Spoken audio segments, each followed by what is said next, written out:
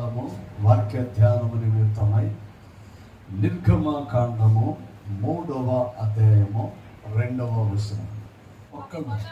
ఒక పొద నడిమిని అగ్ని జ్వాలల్లో యెహోవా దూత అతనికి ప్రత్యక్షమై అతడు చూసినప్పుడు అగ్ని వలన ఆ పొద మండుచుండెను, కానీ పొద కాలిపోలేదు. చాలా జాగ్రత్తగా ప్రార్థనా పూర్వకంగా దైవ సన్నిధిలో ఉన్నాం.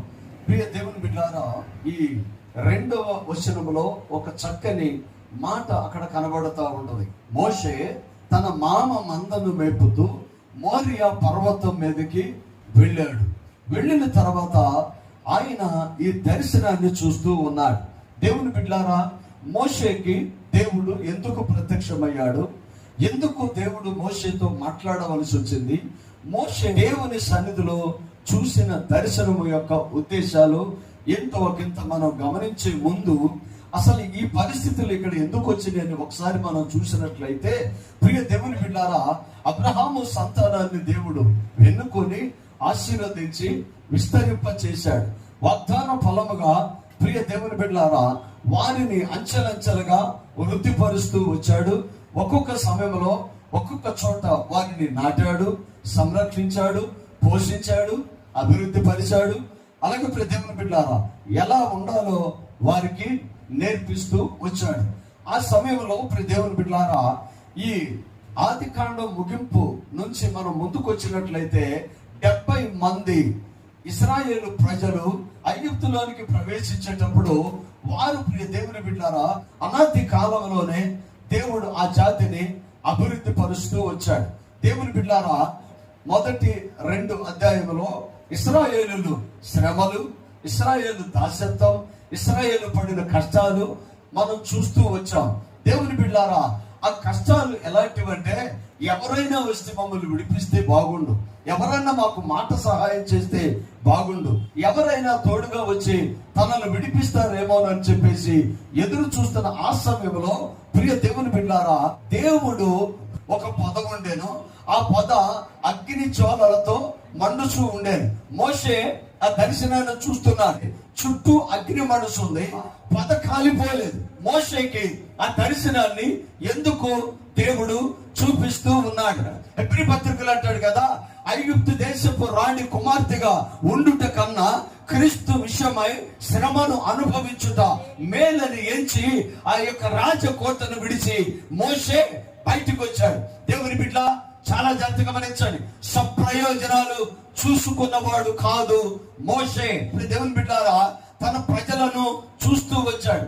చాలా సందర్భాల్లో మనం గమనించేది లేక చూసేది ఏంటంటే, కొంతమంది కుటుంబాన్ని చూసుకుంటారు, కొంతమంది బిడ్డలను చూసుకుంటారు, కొంతమంది ప్రియ దేవుని బిడ్డలారా తనకు తానే చూసుకుంటారు, కొంతమంది సొసైటీని చూస్తారు.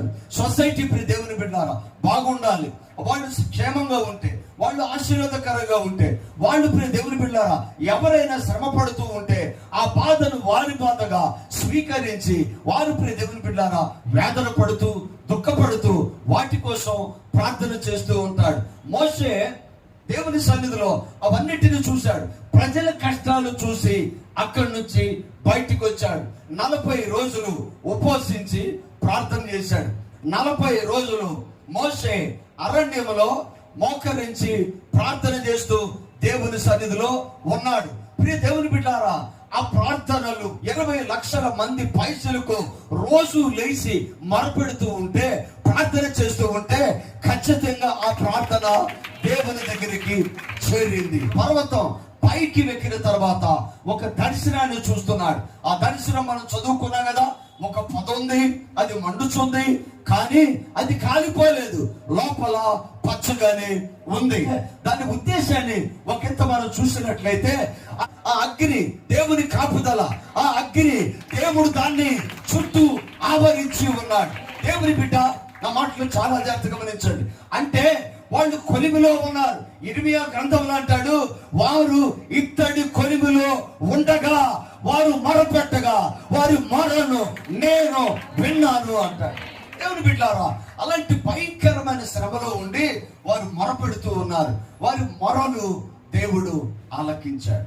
ఆలకించి మోషేని అక్కడికి పంపించినప్పుడు ఆయన చూసిన ఆ పరిస్థితులు చూస్తే ఆ పద ఇశ్రాయేలు జాతికి సాదృశ్యంగా కనబడుతుంది. దాని మధ్య దానికి ప్రియ దేవుని బిడ్డలారా చుట్టూ మండుచున్న అగ్ని దేవుని కాపుదలకు సాదృశ్యంగా కనబడుతుంది. కాలుచున్న ప్రజలు పొద ఇశ్రాయేలు ప్రజలు, మండుచున్న అగ్ని దేవుడై ఉన్నాడు. దేవుని బిడ్డారా పొద కాలలేదు అంటే శ్రమలో ఉన్నారు, కొలిమిలో ఉన్నారు, వేదనలో ఉన్నారు. అది ఎవరు కూడా తీర్చలేనిది. అయినను దేవుని కాపుదల వారికి తోడుగా ఉంది. దానియేలు గ్రంథంలో మనం చూస్తే ప్రియ దేవుని బిడ్డారా షడ్రక్ మేషక్ అబేద్నెగోలు ఒక నూతనమైన అనుభవాలు వారు ఫేస్ చేయాల్సి వస్తుంది. కారణం ఏంటంటే రాజు ఆరాధన, రాజు ఆజ్ఞ, రాజు శాసనాలు వారు పక్కకు పెట్టవలసిన పరిస్థితులు ఆవరిస్తూ వచ్చినాయి. దేవుని బిడ్డలు, యోధులు, ఇశ్రాయేలీలు, హెబ్రీలు, మనమంతా దేవుని బిడ్డలం. యేసయ్య రక్తముతో కడగబడిన వారు. వారికున్న ప్రత్యేకత ఏంటంటే కాలాలేవైనా, శ్రమలేవైనా, ఆటంకాలైన, వ్యతిరేకతలైన, విపత్తైన, కరువైన, రోగమైన, మరి ఏదైనా కానీ క్రీస్తు ప్రేమ నుండి వారు తొలగిపోయారు. ఆయనతోనే నిలబడేవారై ఉన్నారు.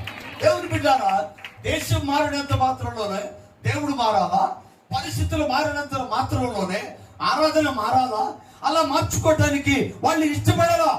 బాల్యము నుంచి ఏ దేవుణ్ణి అయితే వాళ్ళు ఆరాధన చేస్తున్నారో ఆ దేవుడు ఏమై ఉన్నారో వారు ఎరిగి ఉన్నారు.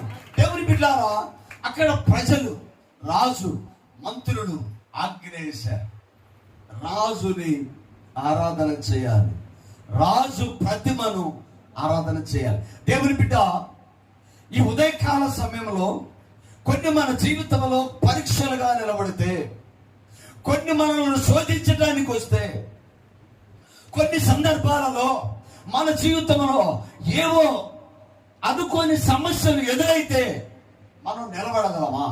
దేవుని బిడ్డలారా శ్రమలు వచ్చినాయి, వేదన వచ్చింది, రాజు శాసనం వచ్చింది, భయంకరమైన పరిస్థితిలో వారు ఉన్నారు. వాళ్ళకి స్పష్టమైన ఆజ్ఞ ఉంది.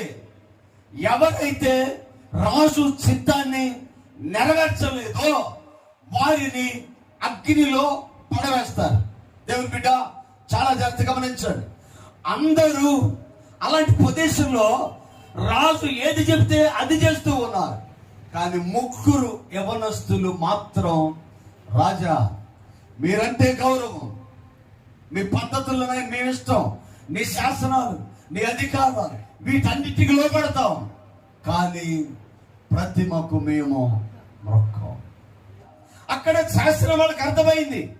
అయితే వాళ్ళు దేవుని సన్నిధిలో దేవుని బిడ్డలారా అక్కడ ఉన్న సైనికులు చెప్తున్నారు మీరు అగ్నిలో పడతారు, అగ్ని కొండము రగల్చబడి ఉంది అని చెప్పినప్పుడు, అయినను మా దేవునిని విడిచిపెట్టి మా ఆరాధన విధానాన్ని మేము మార్చుకోలేము. దేవుని బిడ్డ మారేవాడు మనుషులు, మారని వాడు యేసయ్య. మారని యేసయ్యని ఆరాధన చేస్తున్నాం. మనము కూడా మారటానికి వీలు లేదు. ఆమేన్. హల్లెలూయా. చంపేస్తారు, అగ్నిలో పడేస్తారు, కాలిపోతారు, మాడిపోతారు, భస్మమైపోతారు. అయినను వాళ్ళ విశ్వాసం మా దేవుడు మమ్ములను కాపాడతాడు. బట్ కాపాడకపోయినను అగ్నికి ఆహుతవుతాము కానీ మేము చనిపోము. రాజు ఆజ్ఞ మిమ్మల్ని అగ్నిలో పడేస్తారు, మేము ఆరాధన చేయం. రాజు మిమ్మల్ని కాల్చేస్తాడు, మేము ఆరాధన చేయం. రాజా మా దేవుడు సజీవుడు, మమ్మలను బ్రతికిస్తాడు, మరణ శాసనము నుండి మమ్మలను విడిపిస్తాడు.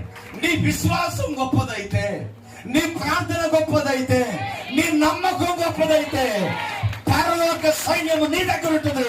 యేసయ్య నీతో ఉండేవాడై ఉన్నాడు. ఆమేన్. హల్లెలూయా. అవిశ్వాసముతో భక్తి చేయకూడదు, మా దేవుడు మమ్మల్ని రక్షిస్తాడు, దర్శాలు అంతే. ఒకవేళ అంటే రక్షింపకపోయినాను పర్వాలేదు, జరగకూడదనిదే జరిగిపోయింది. అగ్ని 7 అంతలు పెంచారు, అగ్నిలో పడేశారు. ఆ వేడికి పడేసిన వాళ్ళు చనిపోయారు, కానీ లోపల ఉన్నవారు సజీవంగానే ఉన్నారు.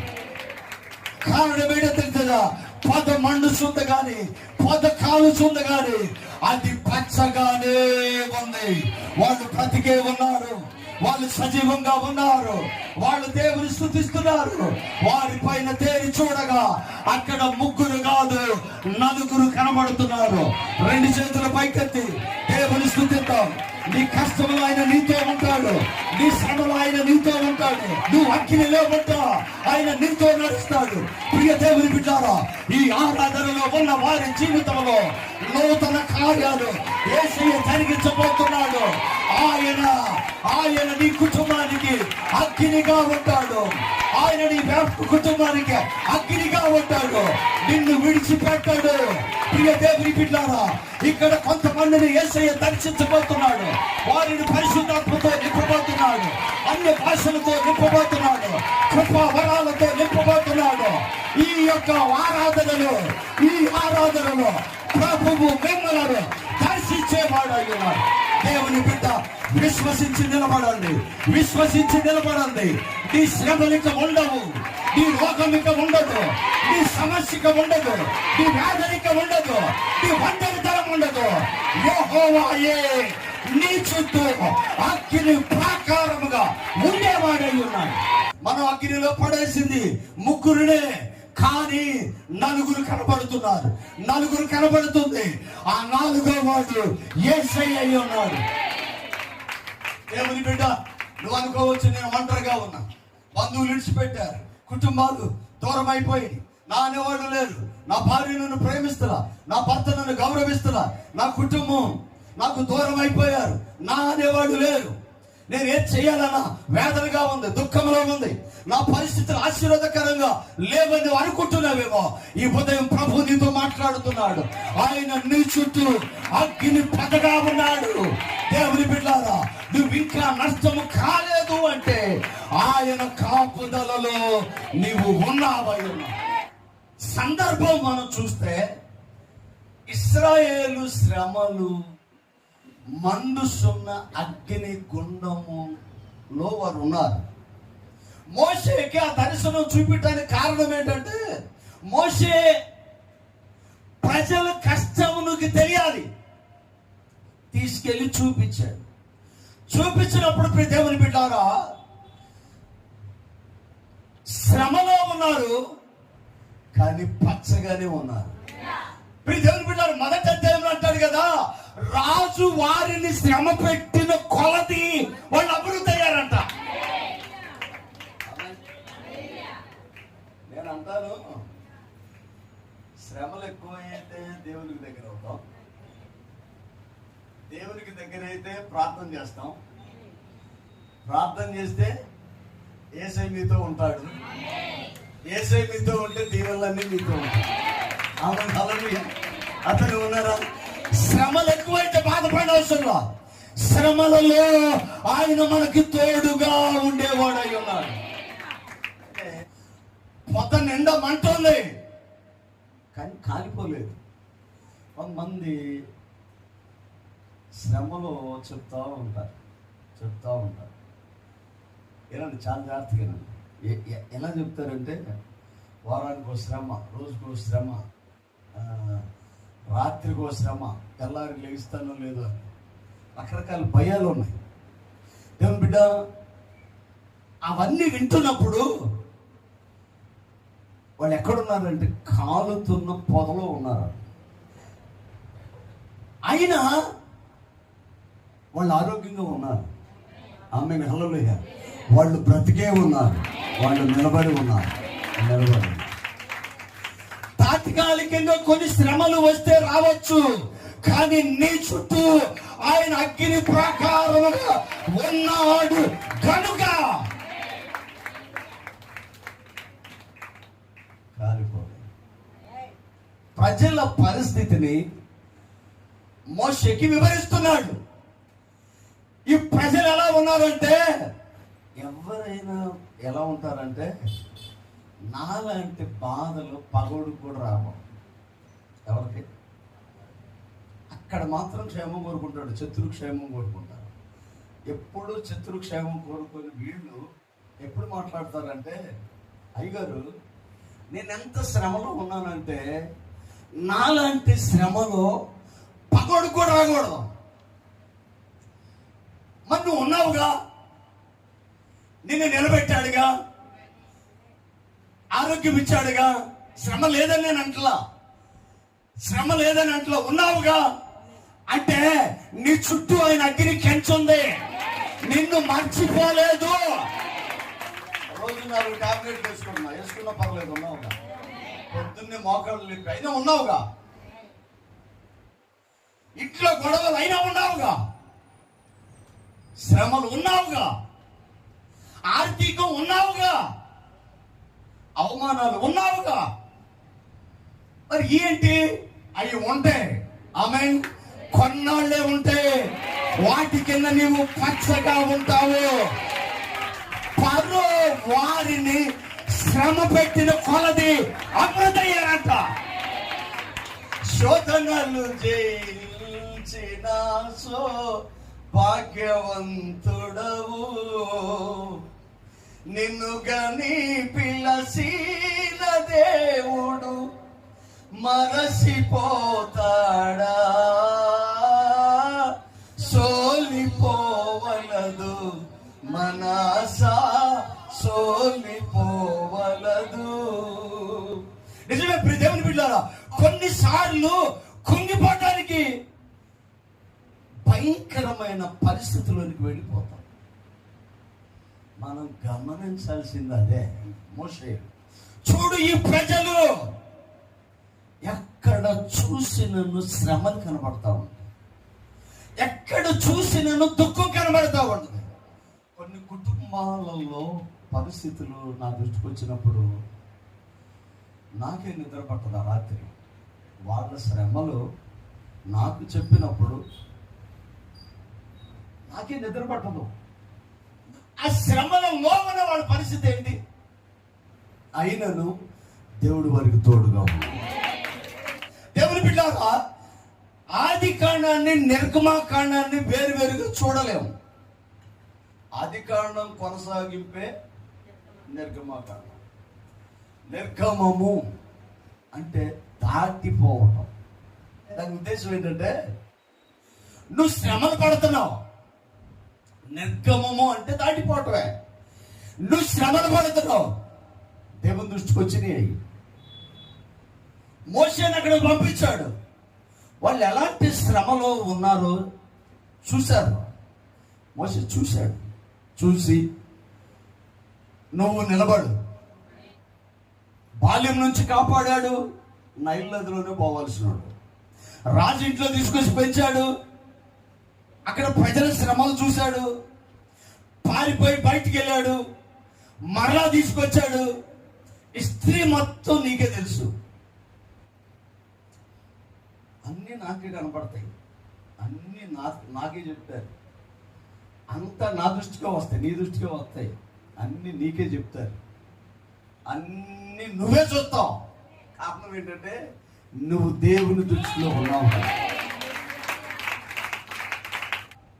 ఇవన్నీ చూసి రా వచ్చి నిలబడమంటే ఆయన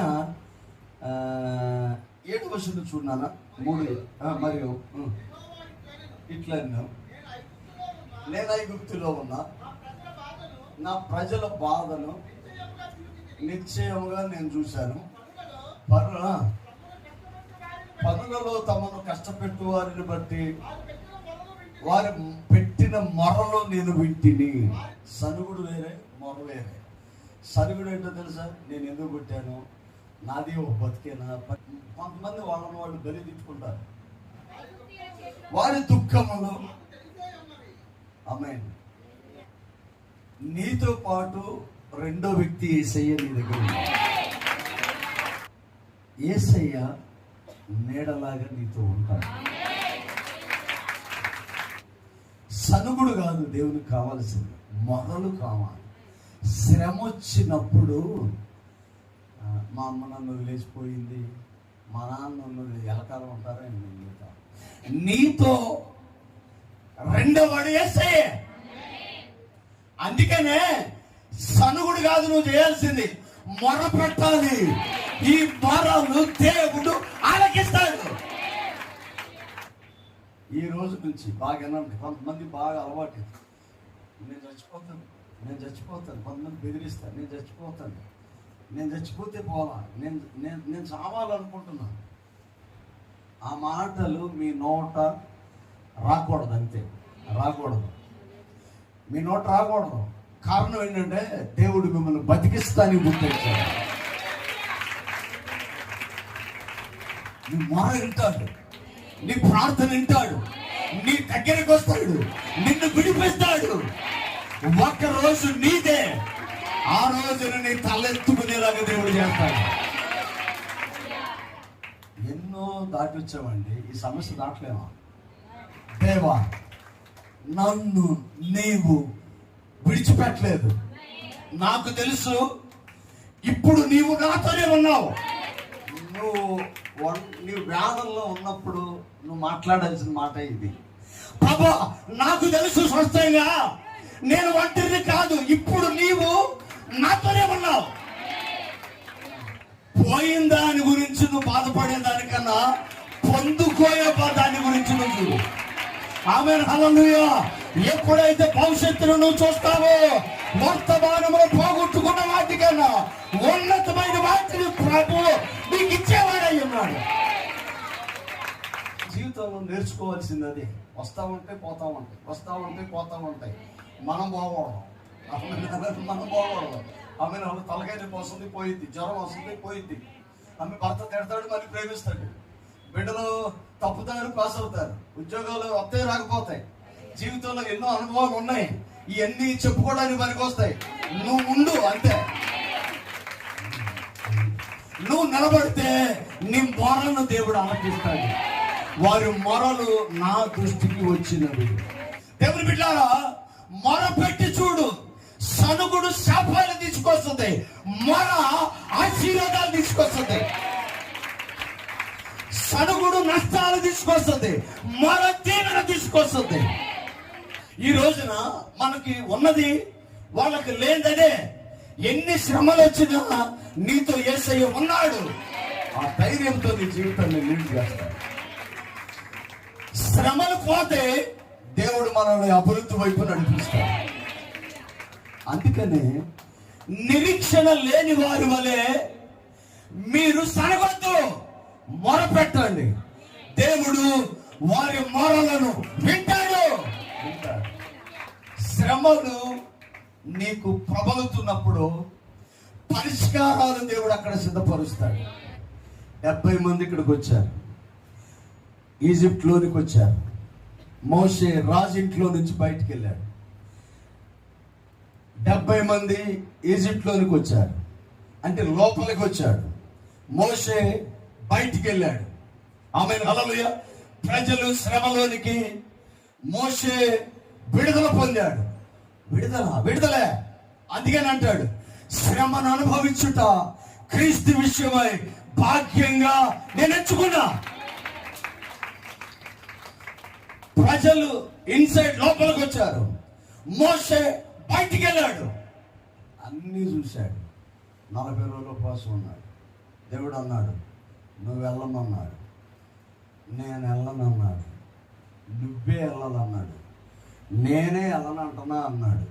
ఇంకొక వ్యక్తిని చూసుకోమన్నాడు. ఆ ఇంకొక వ్యక్తిని చూడాల్సి వస్తే అది కూడా నువ్వే అన్నాడు. దేవుని బిడ్డ, నీ పట్ల దేవునికి ఒక చిత్తం ఉంటే నువ్వు మార్చుకున్నట్టుగా ఆయన నిర్ణయాలు మార్చుకోడు.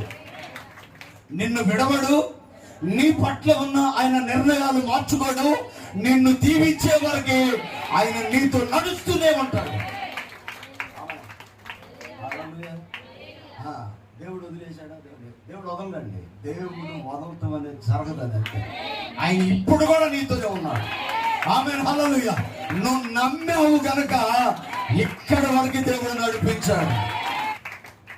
నేను అబ్రహాము దేవుడను, ఇస్సాకు దేవుడను, యాకోబు దేవుడను తను తాను ప్రత్యక్షపరుచుకున్నాడు. దేవుడు క్లియర్గా ఉంటాడండి. నువ్వు అనుమానపడతావు కానీ దేవుడు క్లియర్గా ఉంటాడు. చింతగించు. నేను వెళ్ళి వారిని చూసి చెప్పగా వారు ఆయన పేరేమి అని అడిగిన ఎడల వారితో నేనేమి చెప్పవలనని మోషే రిప్రజెంటర్, రాయబారి, అంబాసిడర్, మోషే అంబాసిడర్, ఆయన మధ్యవర్తి అంటే పంపించింది దేవుడు, కార్యం చేసేది ప్రజల్లో, చెప్పేది మధ్యవర్తి. ఆమేన్, హల్లెలూయా. నీ కుటుంబానికి నీవు మధ్యవర్తిగా నిలబడాలి. నేనే నా బిడ్డను కడతా, నేనే నా భర్తను కడతా, నేనే నా కుటుంబాన్ని కడతా, నేనే నా బంధువులు కడతా, నేనే నేనే నేనే నేనే మోషే, నీ డౌట్స్ నువ్వు ఎవరు అని అడుగుతారు. అందుకు దేవుడు నేను ఉన్నవాడను అనువాడను. చప్పట్లు కొడుతూ దేవుని స్తుతించండి. దేవుని బిడ్డలారా, నీతో నడుచువాడు, నిన్ను నడిపించేవాడు, నిన్ను స్థిరపరిచేవాడు, నిన్ను దీవించేవాడు, నిన్ను హెచ్చించేవాడు, నీ మొరను విన్నవాడు, నిన్ను అభివృద్ధి పరిచేవాడు, ఆయన ఉన్నవాడు అనువాడై ఉన్నాడు. అందుకని ఆయన ఆ దర్శనాన్ని క్లియర్గా మోషే చూశాడు. ఒక పొద కాలుస్తున్నది కానీ మండుస్తున్నది కానీ అది కాలిపోలేదు. ఆ దర్శనం ఇశ్రాయేలు ప్రజలు శ్రమలో మండుచున్నారు కానీ వారిని కాలకుండా కాపాడింది నేనే. శోధనలో, శ్రమలో, ఇబ్బందుల్లో, కొలిమిలో వారున్నాను నష్టపరచలే. దేవుడు మనల్ని ప్రేమిస్తే విడిచిపెట్టడం. ఆమేన్, హల్లెలూయా. విడిచిపెట్టడం. ఒకవేళ నువ్వు లోబడలేదు అనుకో, కొంతమంది చాలా ఏమంటారు వాళ్ళని, మొండి మనుషులు ఉంటారు. వాళ్ళని ఏం చేస్తాడో తెలుసా? ప్రేమిస్తాడు, చూస్తాడు, ఏ చిన్న ముళ్ళు పెడతాడు. ఆమేన్, హల్లెలూయా. కానీ విడిచిపెట్టడు. పౌలుకి నాకు ముళ్ళు ఉంది అంటాడు. నీకు ముళ్ళు ఏంటరా నాయన అంటే ముళ్ళు ఉంది అంటాడు ఆయన. ఆమేన్, హల్లెలూయా. ఏ ప్రార్థన తక్కువ? దేవునితో ఉన్న తెలియనివాడా? దేవుని ఎరగనివాడా? దేవుని ముఖాముఖిగా చూశాడు ఆయన, దేవునితో మాట్లాడాడు ఆయన. అపోస్తలుల కన్నా నేను తక్కువేడేని కాదు అని అంటాడు. మరి ఏంటంటే నాలో ఒక ముళ్ళు ఉంది అంటాడు. నీ ముళ్ళు ఏంటి? ఆమెను హల్లెలూయా. నాలో ఒక ముళ్ళు ఉంటది. దేవుని బిడ్డలారా, ఏదైనా ఒక శ్రమ లేకుండా ఏ మనుషుడు లేడు. ఆమెను హల్లెలూయా. నీ శ్రమ నువ్వు ఖచ్చితంగా జయించగలవు. బైబిల్లో మాట ఏమంటుందంటే, మీరు భరించలేని శ్రమలు దేవుడు మీకు పెట్టడంతే. నీకున్న శ్రమ నువ్వు ఖచ్చితంగా భరిస్తావని నువ్వు తెలుసుకోవాలి. ఎవరు చనిపోయినా భరించలేక చనిపోయేది. ఆమేన్, హల్లెలూయా. అంతేగా, ఎవరు ఇబ్బంది పడినా, ఎవరు బలహీన పడినా, ఎవరు రోగాలు పోలైనా, ఎవరు ఒంటరిగా వెళ్ళిపోయినా, ఎవరు ఇల్లు వదిలేసి వెళ్ళిపోయినా, ఎవరు పారిపోయినా, ఎవరు ఓడిపోయినా వాళ్ళ యొక్క పరిస్థితి ఏంటి? దేవుని బిడ్డలారా, భరించలేక నేను వెళ్ళిపోయా. కానీ బైబిల్ ఏం చెప్పిందో తెలుసా? నువ్వు భరించలేని శ్రమ నీకు పెట్టలేదు ఆయన. వాటిని నువ్వు ఖచ్చితంగా భరిస్తావు. ఆయన సహాయంతో నువ్వు నిలబడి చూడు. నేను ఉన్నవాడను అనువాడను. నీ ఫ్యామిలీ చుట్టూ ఆయన అగ్ని కంచెలు వేశాడు. పొద మండుచున్నది కానీ అది కాలిపోలేదు, పచ్చగానే ఉన్నది. దాని చుట్టూ నేను అగ్ని ప్రాకారముగా ఉన్నాను. రాజులు మార్చాడు, అధికారులు మార్చాడు, సముద్రాలు చీల్చాడు, పట్టణాలు దాటించాడు, సరిహద్దులను ప్రియ దేవుని బిడ్డలు చీల్చుకొని వాగ్దాన దేశంలోనికి నడిపించాడు. దేవుడు ఆయన మనతో ఉంటే నీ దర్శనాన్ని విస్తృతపరిచి ఉన్నతమైన కార్యాలు నీ జీవితంలో దేవుడు చేసేవాడు. తల వంచండి. ప్రార్థన. ప్రేమ కలిగిన దేవ, సత్య స్వరూపి, కృపా సమృద్ధినిచ్చేవాడా, నీకు మహిమ. ఇక్కడ ఉన్న బిడ్డలందరినీ మీరు దర్శించారు. కొన్నిసార్లు శ్రమలు, ఎందుకు ఈ జీవితం తనువు చాలించుకుంటే పోలా అని ఆలోచన చేసిన సందర్భాలు ఇక్కడ ఉన్న వాళ్ళలో ఉండొచ్చు. దేవా, ఆ యొక్క మండుసున్న అగ్నిలో కాలని పొదలాగా ఆ బిడ్డలను మీరు కాపాడుతున్న విధం ఎంతో గొప్పది. మోషే చూసిన దర్శనం నిజమే దేవా. పొద మండుస్తున్నది కానీ అది కాలిపోలేదు. శ్రమలు ఉన్నవి కానీ సజీవంగానే నిలబెట్టావు. కారణం ఖచ్చితంగా నువ్వు దీవిస్తావు. ఇక్కడ ఉన్న బిడ్డలందరినీ పేరు పేరున వృద్ధిపరచమని యేసు పరిశుద్ధ నామం అడిగి వేడుకొనుచున్నాము తండ్రి. ఆమేన్.